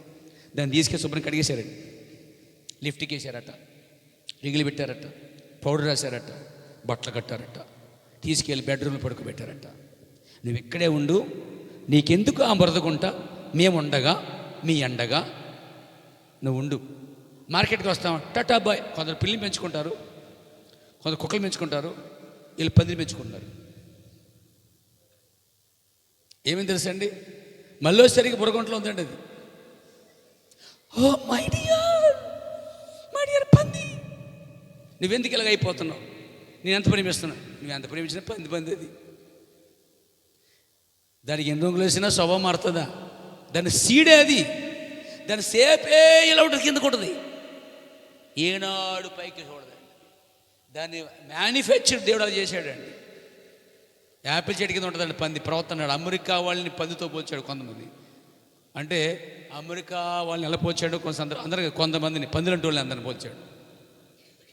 ఏమంటే ఓ చోట ఈ అమెరికా జనులకి ఆహారం ఎక్కడి నుంచి వస్తుందో తెలియట్లేదు, దేవుడు చాలా దీవించాడు వీళ్ళకి. అదిగో ఆ పంది కూడా అంతే, యాపిల్ చెట్టు కింద ఉంది, యాపిల్ పడతా ఉన్నాయి, తింటా ఉంది. ఏ రోజు కూడా యాపిల్ చెట్టు వైపు పైకే చూడలేదు అది అన్నాడండి. అలా ఉన్న అమెరికా జనమంది అమెరికలు తిట్టారండి. అంటే అందరు కాదు, అలా ప్రవర్తించేవాడిని. అర్థమైందా? మళ్ళీ తీసుకొచ్చి మళ్ళీ కట్టారట. ఇక ఆఖరికి ఏం చేయలేక వదిలేశారట. చూడండి, దానికి ఆ ఏసీ రూమ్ కన్నా బ్రతకుంటే ఏసీ రూముగా ఉండగా వీళ్ళకి తెలియక దాని రంగులేసి తీసుకొచ్చారండి. సోదరులారా, మీకు తెలుసా, గోనె పట్టు అక్కడే ఉండాలి, దాన్ని తీసుకొచ్చి ఇక్కడ వేయకూడదు. దీని మీద వేరే చేయాలి. దీని మీద ఉన్న క్లాత్ అక్కడ వేయకూడదు, అక్కడ ఉన్న క్లాత్ ఇక్కడ వేయకూడదు. ప్రతిదీ దాని పని కొరకు దేవుడు ఏం చేశాడు? సృష్టించాడని రాయబడి మనం చదువుకున్నాం పేరు. కాబట్టి నా సోదరులారా, ఎంత చేసినా ఏం చేసినా దాని స్వభావం మార్చగలమంటే మార్చలేము. అంటే అందుకే పేతురు అంటాడు, యాకోబు అంటాడు, పేతురు కడగబడిన పందువులు అంటే అర్థం ఏంటంటే, ఒకసారి బాప్తిసం పొందిన తర్వాత, ఒకసారి కడగబడిన తర్వాత, అది వాక్యముతోను ఆత్మతోను నీరుతోను పరిశుద్ధాత్మతోను కడగబడిన తర్వాత, మరి వాక్యంతో కూడా కడగబడిన తర్వాత, రక్తంతో కడగబడిన తర్వాత, బాప్తిసం నీళ్ళతో కడగబడిన తర్వాత, మళ్ళీ వారు పందుల వల్లే మళ్ళీ లోకంలోకి వెళ్ళిపోతూ ఉంటారు. అలా వెళ్ళిపోతున్న వారు అందరూ పందులండి, వెళ్ళకపోతే అందరూ గొర్రెలండి. ఎందుకంటే గొర్రె బురదగుంట్లోకి ఇష్టపడదంట. ప్రవక్త అంటున్నాడు, గొర్రె ఆ బురదగుంట్లో పడినప్పుడు అంట ఎవరు లేపుదురా అని వచ్చేవారికి అరుస్తూ ఉండదంట. ఎందుకంటే దానికి మనశ్శాంతి ఉండదు, ఎందుకంటే అది అందులో ఆనందించలేదు, అందులో దానికి సంతోషం ఉండదు. అది భయంకరమైన మురికి గుంట, లోకం అనే గుంట, అందులోంచి బయటికి రావాలని కోరుకుంటుంది. ఎవరు? గొర్రె పిల్ల అయితే, గొర్రె అయితే. అదే పంది అయితే, నా this is my correct place, enough, this AC రూమ్లో ఉంది నాకు అంటున్నాడు. నా సోదరులారా, దాని స్వభావము పైన ఎంత రంగు పోసిన స్వభావం అనేది మార్చబడదు. మన దేవుడు స్వభావాలు మార్చేలా దేవుడై ఉన్నాడండి. మృగము లాంటి స్వభావాలు మార్చే దేవుడు ఈరోజు గొర్రె పిల్లలుగా మార్చిన సందర్భాలు ఉన్నాయి. ఆయన చేయగలిగితే ఆ పని చేయగలడు ఆయన. కానీ ఎంతటి నువ్వు ట్రై చేస్తే ఎన్నడూ జరగని పని. దేవునికి స్తోత్రం కలిగాక. కాబట్టి ఈ పందుల్లోనికి ఎలా అయితే అది ప్రవేశించిందో, యోధలోనికి ఎలా అయితే ప్రవేశించిందో, సోదరులారా, అలాగే నశించుచున్న గురుగులైన వారిలోనికి ఈ చివరి దినాల్లో ఈ దురాత్మలు ప్రవేశిస్తాయి. దాన్నే అన్నాడు ఇక్కడ పౌలు గారు. చెబుదాం. దుర్నీతిని పుట్టించు సమస్త మోసముతోనూ నశించిన వారిలో సాతాను కనబచ్చు బలమును అనుసరించి ఉండును. ఇందుచేత సత్యమును నమ్మక, ఇక వాళ్ళు సత్యాన్ని నమ్మరండి, అబద్ధం నమ్మినట్టుగా వారు సత్యాన్ని నమ్మరు. ఎందుకు? వారు ఎంత చెప్పినా, ఇది నిజమని చెప్పినా వారు ఎందుకు నమ్మరంటే వారు ఆల్రెడీ అభిషేకించబడిపోయారు. దురాత్మ వారిని అభిషేకించేసింది, సాతాను వారిలో ప్రవేశించేసింది. ఇప్పుడు వారి బలాన్ని, విశ్వరూపాన్ని కనబరుస్తూ ఉంటారన్నమాట. వారి మాటలు మారిపోతాయి, ప్రవర్తన మారిపోతాయి. పరిశుద్ధాత్మ అంటే హాయ్, ప్రైజ్ లార్డ్ అండి, వందనాలండి, గాడ్ బ్లెస్ యూ. అది ఆత్మ వస్తే వందనాలు, తందనాలు, తనటు అవసరం తను తాను ఇవ్వకుండా ఆత్మ మారిపోయినప్పుడు. అప్పుడు దాకా ఒక ఆత్మ ఉండి మళ్ళీ ఇంకో ఆత్మలు వచ్చేస్తుంది. ఒకే గుంట్లో నుంచి ఉప్పు నీరు, తీయ జలము, ఉప్పు జలము రెండు అంటే చేదు, తీపి వస్తాయా? అసాధ్యం. మార్పు వస్తా జరిగిందనుకోండి, పరిశుద్ధాత్ముడికే ఈ దేహం అంకితమేక. ఈ దేహము దేవుని ఆలయమే తప్ప, ఇది చెడిపోతేనే తప్ప, దేవుని ఆత్మ వెళ్ళిపోతేనే తప్ప అప్పుడు దురాత్మ ప్రవేశిస్తుందండి. జాగ్రత్త. దేవుళ్ళో ఉండి ఉండి మళ్ళీ మన లోకంలో కలిసి అనుకోండి, పూర్తిగా లోకంలోకి జరిగిపోతామండి. అప్పుడు సాతాను పూర్తిగా ఎప్పుడు స్పర్శుకుంటాడంటే, నువ్వు ఆ హృదయంలో క్రీస్తుని ఎప్పుడైతే నెట్టేస్తావు బయటికి, ఆయన ఎప్పుడైతే హృదయ సింహాసనం బయటికి వెళ్ళిపోతాడో అప్పుడు సింహాసనం ఖాళీగా ఉంది కాబట్టి వాడు వచ్చి అప్పుడు నివాసం చేయాలి. అప్పుడు రూపం మారిపోతాయి, రూపం మారిపోతుంది, మాటలు మారిపోతాయి. అప్పుడు మనం అనుకుంటాం, అయ్యి బాబు ఎంత వచ్చేసారండి వీళ్ళు, ఎంత వచ్చేసిన వాళ్ళు ఇలా పేలిపోతున్నారంటే, ఇలా ఇలా మండిపడిపోతున్నారంటే గ్యాస్ బండ్లాగా ఇలా పేలిపోతున్నారేంటి అనిపిస్తుంది అండి. ఆశ్చర్యం కలిగిద్ది అన్నమాట. కంగారు పడకండి, ఆత్మలు మారే అంతే, దేహాలు అయ్యే. దుర్నీతి కనబచ్చు, సమస్త మోసమును, సాతాను కనబచ్చు బలమంతా కూడా ఆ శరీరంలోంచి, ఆ వాడి బలాన్ని, సాతాను బలమంతా కూడా ఆ శరీరంలోండి బయలుపరుచుకుంటాడండి. పరిశుద్ధాత్మ కూడా తన బలాన్ని, శక్తిని, సూచక అద్భుతాలని ఒక శరీరం చాలా బయలుపరుచుకుంటాడు. సాతాను కూడా తన బలాన్ని కూడా, కార్యాలు కూడా బయలుపరుచుకుంటాడు. అప్పుడు అది గురుగుల గోధులు అనేది మనం గ్రహించాలి. అందరు నమ్మటానికి వీల్లేదండి. పుస్తకాలు చదివినా, బాప్తీసాలు పొందినా, మెసేజ్లో ఉన్నాను, అందరు నమ్మటం లేదు. పేరా వారి క్రియలు బట్టి వారు ఎవరో తెలుసుకోండి. దేవుని ఆత్మ వారు దేవుని మాటలు వింటారు, దేవుని ఆత్మ కాని వారు దేవుని మాటలు వినలేరు. ఎందుకంటే ఎవరు ఉండలేరు అందులో పేరు. అయితే నశించుచున్న ఈ చివరి దినాల్లో, అంత్య దినములలో నశించున్న వారిలోనికి సాతాను ప్రవేశించినప్పుడు, అప్పుడు సాతాను చూడ రాయబడిన దగ్గర మనం చూసాం. సాతాను నశించున్న వారిలో, ఎవరిలో సాతాను ఉంటాడట? భక్తిహీనులోను, గురువుల్లోనూ, నశించున్న వారిలోనూ సాతాను ఉంటాడు. సాతాను ఉండి ఏం చేస్తాడు? సాతాను కనబర్చు బలమును అనుసరించి ఉండును. అంటే వాడిలో లేక ఆమెలో, వారిలో సాతాను కనుక ఉంటే, ఇప్పుడు వారు దేవుని వశంలో లేరు, ఇక పరిశుద్ధాత్మ వశంలో లేరు, వారు సాతాను వశంలో వెళ్ళిపోయారు. అప్పుడు ఎప్పుడైతే సాతాను వశంలో వెళ్ళిపోయారో ఒక వ్యక్తులు, ఆ మనుషులు ఎప్పుడైతే వెళ్ళిపోయారో అప్పుడు ఇక పరిశుద్ధాత్మ మీటింగ్ ఉండదు. ఇంకా అప్పుడు సాతాను వాడి బలాన్ని ఆ శరీరంలో ఉండి కనబరుచుకుంటాడండి. అర్థమైంది ఇప్పుడు నీకు? చూడండి 11 వచనం. ఇందుచేత సాతాను ఎప్పుడైతే వాళ్ళు ప్రవేశించి బలాన్ని కనబరుచుకుంటాడో వారు నశించిపోతున్నారని అర్థమవుతుంది. ఇంకా కొంచెం తేటగా ఉంది చూడండి. ఇందుచేత సత్యమును నమ్మక, ఇంకా వారిలో బలమే, నశించిపోతున్న వారిలో సాతాను బలమే కాకుండా చెప్పండి,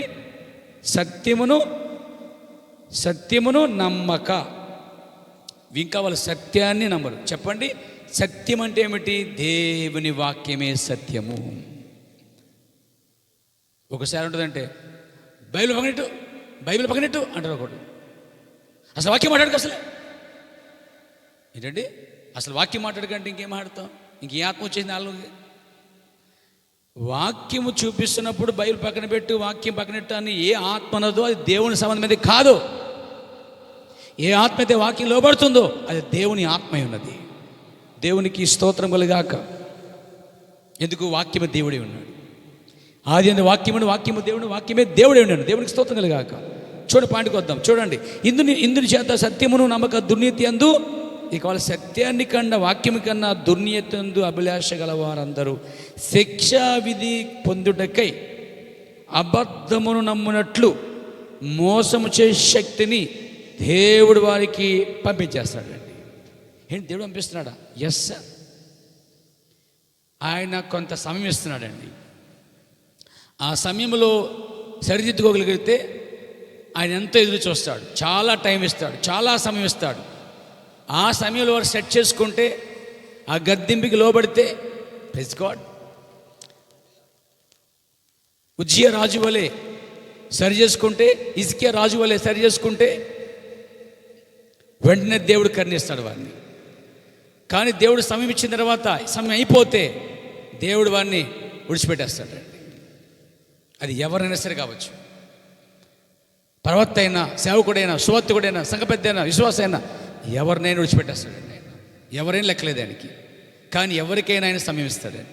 నాకైనా, మీకైనా, ఎవరికైనా సమయం ఇస్తాడు. ఆ సమయంలో మనం పశ్చాత్తాపడి సరిదిద్దుకొని సరి చేసుకోగలిగితే మళ్ళీ ఆ ఆత్మ తిరిగి వస్తుందట. ప్రవర్తనాడు పరిశుద్ధాత్మ దుఃఖపరిచినప్పుడట పరిశుద్ధాత్మ నీలో నిన్ను విడిచిపెట్టి బయటికి వెళ్ళిపోద్దట.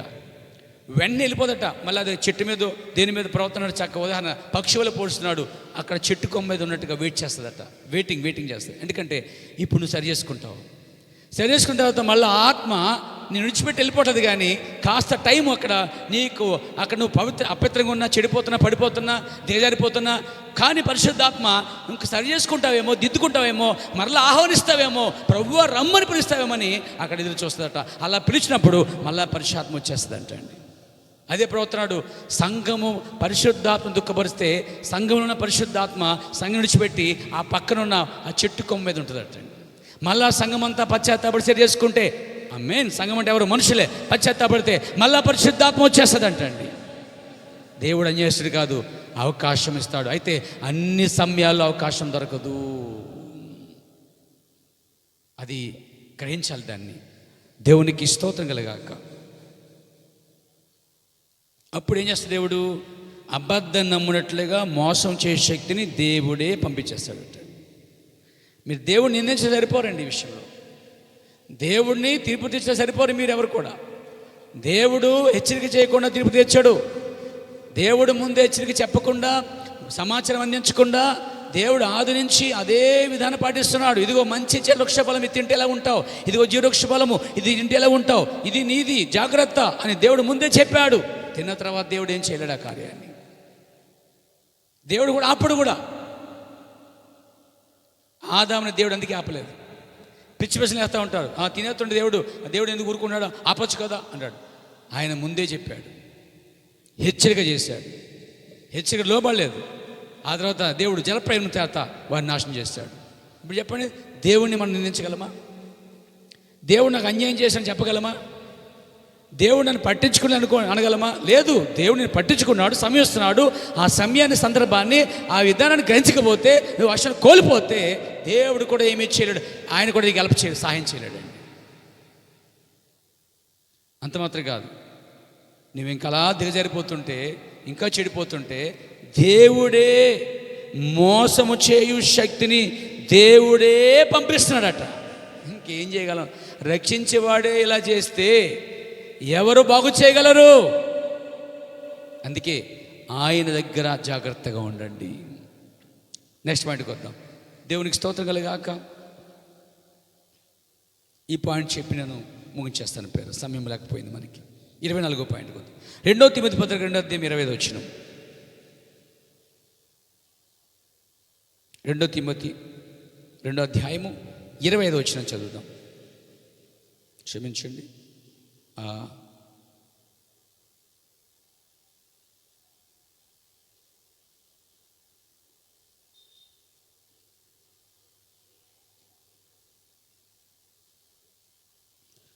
దేవునికి స్తోత్రం కలుగాక. 1 సెకండ్. 2వ అధ్యాయము.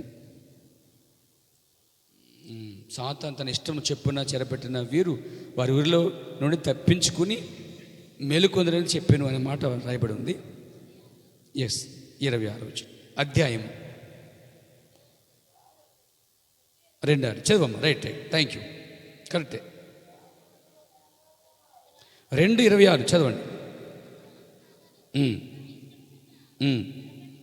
చూసారా, ఇక్కడ అంటండి, సాతాను తన ఇష్టము చొప్పున చెరపట్టిన వీరు వాని ఉరిలో నుండి తప్పించుకుని మేలుకొనుదురేమో అని ప్రభు యొక్క దాసుడు అట్టి వారిని సాత్వికముతో శిక్షించుచు జగడమాడక అందరి ఎడల సాధువుగాను బోధింప సమర్థుడుగాను కీడును సహించువాడుగాను ఉండవలెను.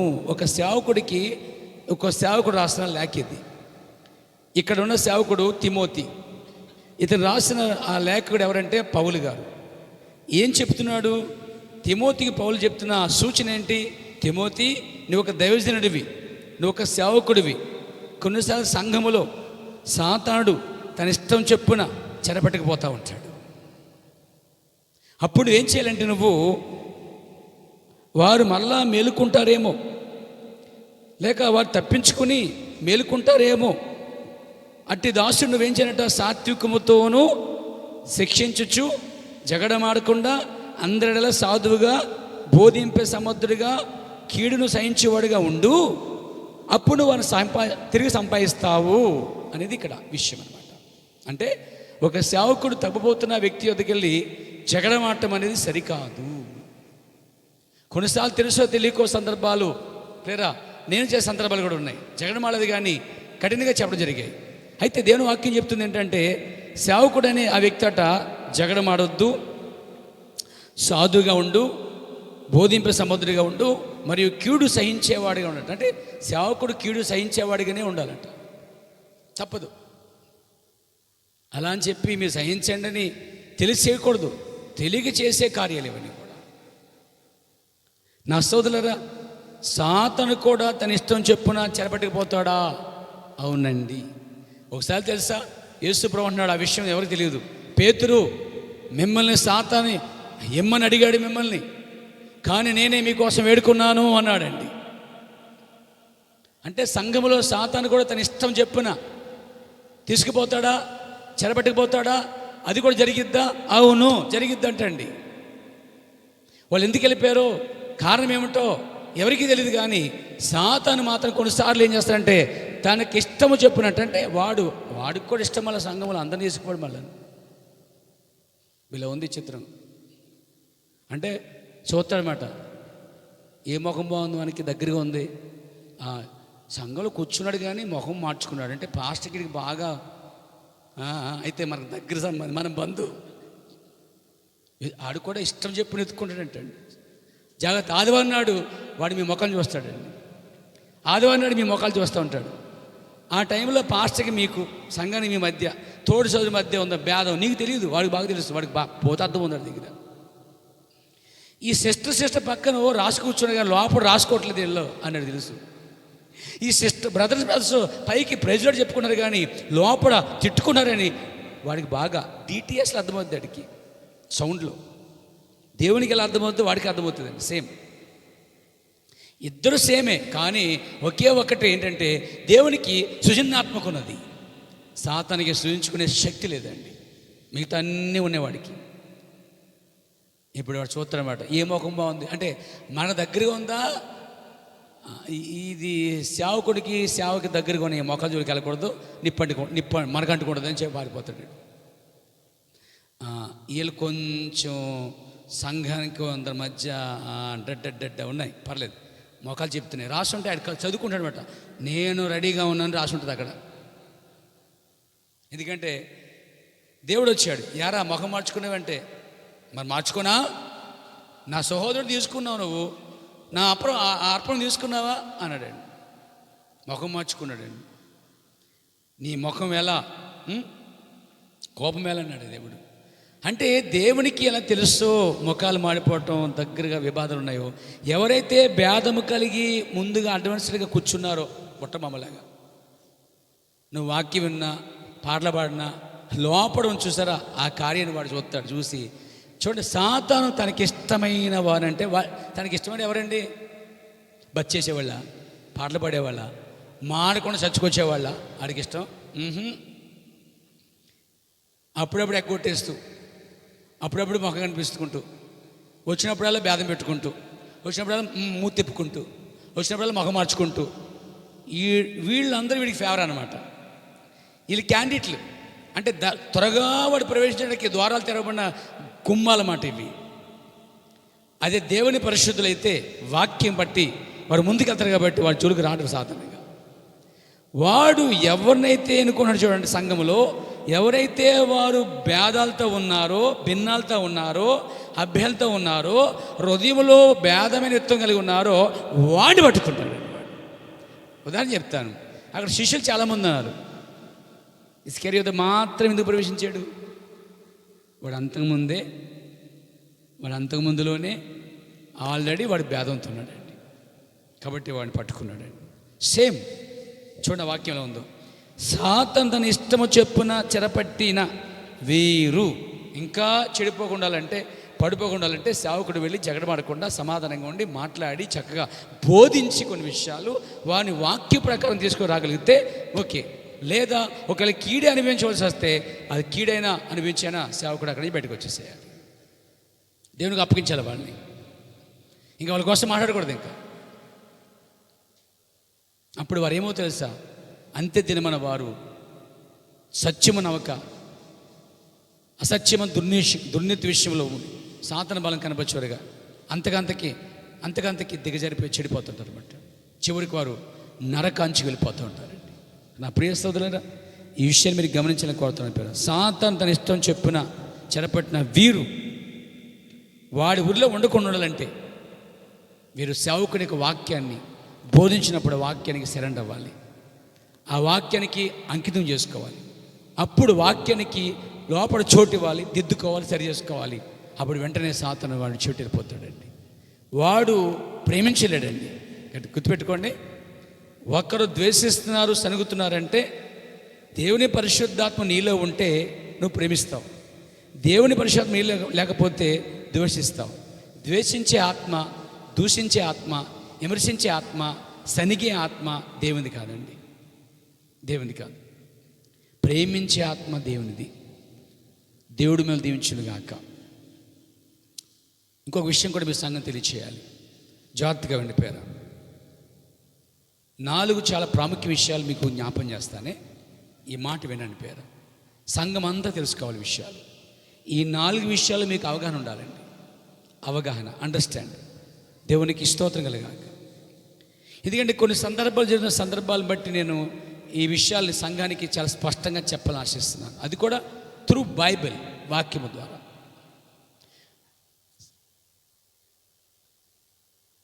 ఒక రోగి ఉన్నప్పుడు చేయవలసిన పని ఏమిటి? ఒకరు రోగి ఉన్నప్పుడు ఏం చేయాలి? ఒకరు రోగి ఉన్నప్పుడు చేయవలసిన పని ఏమిటి తెలుసుకోండి సోదరులారా. అంటే సంఘానికి వచ్చేటువంటి మీలో ఎవరైనా బలహీనంగా ఉంటారు, లేక రోగులై ఉంటారు. బలహీనంగా ఉండొచ్చు, ఏ రోగమైనా కావచ్చు. అప్పుడు రోగైన మనుషులు ఏం చేయాలనేది బైబిల్ చెప్తుంది, వినండి. బైబిల్ అనుసరించి మాత్రమే రండి ప్రియారా. బైబిల్ అనుసరించి బట్టి మాత్రమే చేయండి భక్తి కూడా. సొంత నీతి, స్వనీతి ఎవరిని కాపాడదు.